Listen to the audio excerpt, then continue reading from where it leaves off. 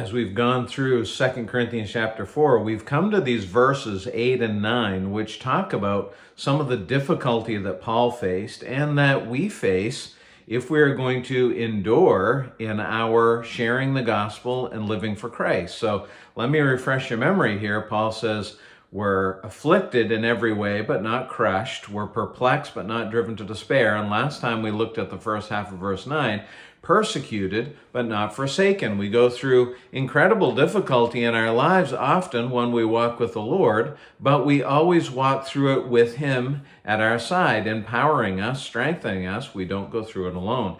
Now here's the second half of verse 9, the fourth couplet that Paul uses here to describe what it's like to endure. He says, struck down but not destroyed. Now, the term struck down means to be knocked down, perhaps with a weapon, or sometimes it was used in the Greek culture to describe a wrestling move where someone is thrown down.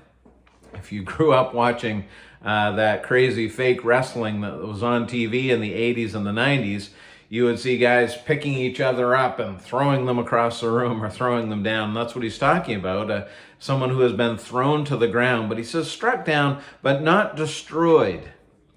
The word destroyed literally means killed or ended. And so what is Paul saying? He's saying, yes, there are often times when I am abused, when I am persecuted. I don't go through it alone, however, and even struck down, even knocked down, thrown down. For Paul, he was thrown down many times physically, but certainly spiritually and emotionally knocked down, thrown to the ground, beat up. But he says, I have not been ended. I have not been killed. Now, I want you to notice something very important, friends, and I think this is a lesson that we have to learn if we are going to serve the Lord faithfully and not quit and not be discouraged when things get difficult. Paul was successful, spiritually successful, walking with the Lord and doing what God had called him to do. He was successful not because he avoided persecution, but because he endured it. Success in your life spiritually will not be about avoiding difficulty.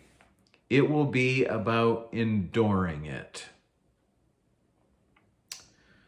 I've been in ministry 30 years now. 30 years this month that I've been a pastor. And it's been great. I'm so thankful for what God has called me to do and what He's enabled me to do and given me the opportunity to do. I truly consider it a privilege, but I will tell you, there have been many times when I have wanted to quit. There have been many times when I've wanted to find something else to do because it's difficult. I have realized that the key to my endurance is not to avoid difficulty, but to keep going through it by the power and the strength and the grace of God. Not because I'm anything, not because I have this tremendous willpower, not because I just have this rock-hard determination, no. Because God gives me grace every day to keep going.